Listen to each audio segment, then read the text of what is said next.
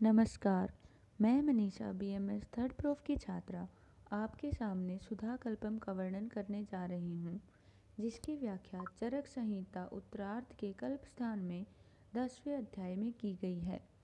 सुधा तीक्ष्ण विरेचन द्रव्य है। यह दोषों के समुदाय का शीघ्र ही भेदन करता है, किंतु यदि इसका प्रयोग समुचित नहीं हुआ तो कष्टकारक होता है।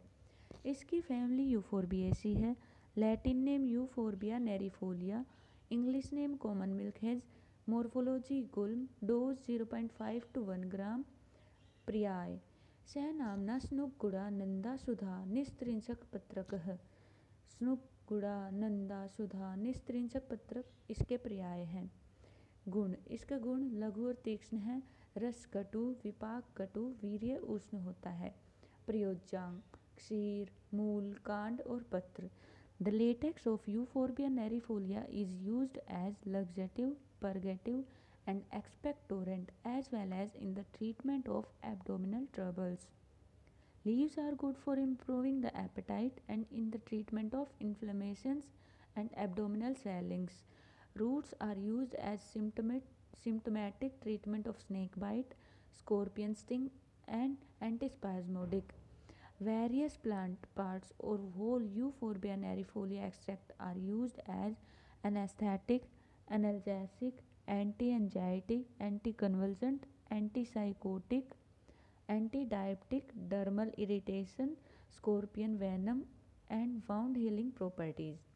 Chemical compositions: euphorbone, euphol, euphorbol, hexacosinate and triterpenoids. संग्रह विधि: 2 या 3 वर्ष पुराने सेहुंड को छुरी से चीरकर दूध निकाल लें। सामान्यतः जब आवश्यकता हो तभी दूध निकाला जाता है, परंतु शिशिर ऋतु के अंत में संग्रह किया हुआ दूध अधिक लाभकारी होता है। स्नूही का प्रयोग स्थल: पांडुरोग, उदर रोग, गुल्म रोग, कुष्ठ रोग, दूषिविष से पीड़ित, शोथ रोग, मधुमेह तथा मानसिक रोग से पीड़ित रोगियों में सेहुंड का प्रयोग विरेचन के लिए करना चाहिए।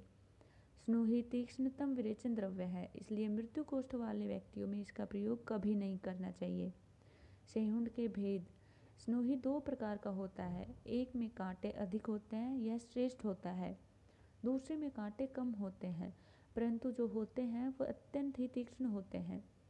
सेहुंड के दूध की शुद्धि: पंचमूल, बड़ी कटोरी या भटकटैया, इनमें किसी एक द्रव्य के क्वाथ में सेहुंड का दूध मिला दें और उसे आग पर चढ़ाकर धीरे धीरे सुखाएं। सूखे हुए दूध को 1 कोल मात्रा में सोवीर, तुषोदक, आंवला या बिजोरा नींबू के रस में घोलकर विरेचनार्थ रोगी को पिलाना चाहिए। स्नूही चूर्ण का प्रयोग: सफ़ेद निशोथ, काली निशोथ, अमलतास, तिलवक, शंखनी, दंती, द्रवंती, ये 7 औषधियाँ कटुत्रिक्त इनमें से जो औषधियाँ मिल सके उन औषधियों का चूर्ण बनाकर सेहुंड के दूध में 7 दिन तक भावना दें। भावित चूर्ण की छोटी बेर के बराबर मात्रा में लेकर घृत के साथ विरेचनार्थ रोगी को पिलाएं। स्नूही लेह का प्रयोग: काली निशोथ और सफ़ेद निशोथ इन दोनों के विधिवत बने हुए क्वाथ में सेहुंड का घृत दूध राब मिलाकर आग पर पकाकर बनाए हुए लेह को विरेचन के लिए मात्रापूर्वक मनुष्य को चटानी चाहिए। स्नूही क्षीर का प्रयोग: सेहुंड के दूध को यूस, मांस रस या घृत में मिलाकर रोगी को देना चाहिए। स्नूही के विविध योग: सेहुंड के दूध के कल्प और आंवले के रस से सेहुंड के दूध से पकाए हुए दूध से निकाले घृत का विधिवत पाक करना चाहिए। सेहुंड के दूध से अमलतास की तरह सुरा बनानी चाहिए। सेहुंड के दूध से घृत पाक करना चाहिए। साइड इफेक्ट्स ऑफ स्नूही: excess use of snuhi can cause severe purgation, and if the milk of the plant falls to the eyes, it can cause blindness. It may cause intense inflammation of the skin. At last, I would like to thank my teachers, Dr. Pushpendra Sharma, Dr. Mahesh Sharma, and Dr. Vishal Sharma for guiding me throughout this PPT. Thank you.